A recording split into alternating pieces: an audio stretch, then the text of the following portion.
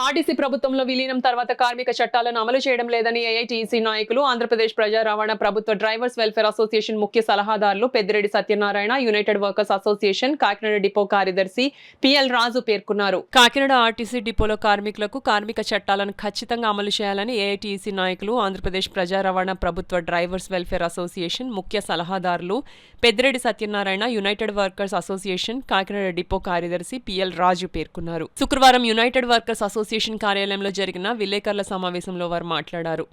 RTC డిపోలో పనిచేసిన కార్మికుల సమస్యలను పరిష్కరించకపోతే పెద్ద ఎత్తున ఉద్యమాన్ని చేపడతామన్నారు. అదేవిధంగా రోడ్డు ప్రమాదంలో కాలు కోల్పోయిన పాలక యజమానికి నిబంధనల ప్రకారం తక్షణమే ఉద్యోగాలు ఇవ్వాలన్నారు. ఆర్టీసీ డ్రైవర్లను వేధింపులకు గురిచేసిన అధికారులపై జిల్లా కలెక్టర్ షాన్ మోహన్ సెగ్లీ చర్యలు తీసుకోవాలని డిమాండ్ చేశారు. ఈ కార్యక్రమంలో యూనియన్ నాయకులు వెంకటేశ్వర్లు, ఎంఆర్వి రావు, వాసు, అంజీ, గోవింద్, డిఎస్ నారాయణ, ఎల్జే రావు తదితరులు పాల్గొన్నారు. చట్టాలకు వ్యతిరేకంగా యాజమాన్యాలు వ్యవహరిస్తాయి. అంతకుముందు కార్పొరేషన్గా ఉన్నప్పుడు ఓ సిస్టమేటిక్గా నడిచే ఈ ఆర్టీసీ ఈవేళ ప్రభుత్వంలోకి ఏలైన తర్వాత ఏళ్లే ప్రభుత్వంలో ఉన్నతాధికారుల కింద వ్యవహరిస్తున్నారు ఆర్టీసీ అధికారులు. దాని మీద ఇప్పుడు మా వెంకటేశ్వర్లు కొన్ని మాటలు చెప్పాడు. కలెక్టర్ ఆఫీస్కి వెళ్ళినా కూడా ఎలా మార్చుతున్నారో, అతను కాలిపోయిన ఫోటో మార్చేసి ఇంకోటి పెట్టారంటే ఎలా ఉందంటే అలాంటి చర్యలు చేస్తున్నాం. దీన్ని ఏఐటీసీగా వ్యతిరేకిస్తున్నాం. నేను ఆర్టీసీలో చేసి డ్రైవర్గా రిటైర్ అయ్యాను 2008లో. అప్పుడు దాకా ఉన్న పరిపాలనా విధానం ఆ తర్వాత నుంచి కుంటుపడిపోయి కార్మికుల మీద వేధింపు చర్యలు జరుగుతున్నాయి. ఇప్పుడు నా ముందు మాట్లాడిన సోదరులు తక్షణమే ఈ అధికారులు ఆ విధానాలు మానుకుని సమస్యలు ఏమున్నాయో వాటిని పరిష్కరించాలి.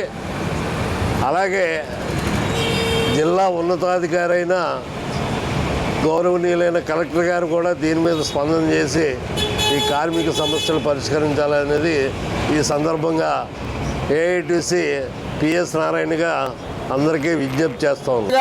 మేము ఏ విధమైన కార్మికులు పడుతున్న ఇబ్బందుల మీద ఏ విధమైన చర్యలకి పాల్పడుతుందో మేనేజ్మెంట్ దాని మీద మేము వ్రాతపూర్వకంగా మెమోరాండాలు ఇచ్చినప్పటికీ కూడా మేము గుర్తింపు సంఘాలతోటే మాట్లాడుతామని మమ్మల్ని చిన్న సంఘాలపై చూసి మా డ్రైవర్ని అనేకమైన ఇబ్బందులు పడుతున్నారు. మేము ప్రజల్ని సరైన గమ్యస్థానానికి తీసుకువెళ్ళాలంటే మాకు సరైన రెస్ట్ అవసరం. ఆల్రెడీ 62 రోజులు ఏదైతే గుర్తింపు సంఘం ఉందో నేషనల్ మజిస్ట్రేట్ నేను డ్యూటీ దిగిన వెంటనే డ్యూటీకి వెళ్ళకూడదని నిరాహార దీక్షలు కూడా చేయడం జరిగింది. దానికి కూడా ఇప్పుడు కొత్త చార్ట్ వేశారు. దాన్ని కూడా డ్యూటీ దిగి వెళ్లకుండా ఇంకా మస్తలు కుదించేశారు. దీన్ని డ్రైవర్లు తీవ్రంగా వ్యతిరేకిస్తున్నారు. ఈ రోజున మీడియా మిత్రుల ద్వారాగా డిఎం గారు ఇచ్చిన వివరణ అవాస్తవము. ఇది ఖచ్చితంగా మీరు ఎంక్వైరీ చేసుకుని తెలిసి ప్రజలకి, ఎందుకంటే మీడియా మిత్రుల ద్వారా వెళ్ళేది ప్రతి ఒక్క విషయం కూడా ప్రజల్లోకి వెళ్తుంది. ప్రజలకి ప్రభుత్వం మీద ఏదైతే ఇప్పుడు ప్రభుత్వం కూటమి ప్రభుత్వం ఉందో ఆ ప్రభుత్వానికి కేవలం ఏపీఎస్ఆర్టీసీలో ఈ విధమైన ఒక అవినీతి కేసు, ఈ అవినీతి కేసు మీద ఇస్తే రిజిస్టర్ అవ్వలేదని అంటే ఎవరు తప్పిదం? అది కలెక్టర్ ఆఫీస్ వాళ్ళు తప్పిదమా? ఈ ఫోటోలు మార్పింగ్లు ఎలా జరుగుతున్నాయి? అది కలెక్టర్ ఆఫీస్ వాళ్ళు తప్పిదమా? కాబట్టి ఇవన్నీ కూడా మీరు పరిశీలన తీసుకుని డిపో మేనేజర్ గారికి ప్రెస్ మీట్ పెట్టి చెప్పండి. నేను అడిగిన విషయాల్లో ఏదైనా అవాస్తవం ఉందని తేల్చమండి. ఈ ఫ్రీ పాసులు లేడీస్కి ఫ్రీ ఇచ్చారనే దగ్గర ఎన్ని గొడవలు జరుగుతున్నాయంటే అన్ని గొడవలు జరుగుతున్నాయి. ఓ సిస్టమేటిక్ డిపార్ట్మెంటు, ఓ కార్పొరేషన్ సంస్థ ప్రభుత్వంలోకి వెళ్ళిన తర్వాత ఇంకా డిసిప్లిన్ ఉండాల్సింది పోయి అన్డిసిప్లిన్గా వ్యవహరిస్తున్నారు.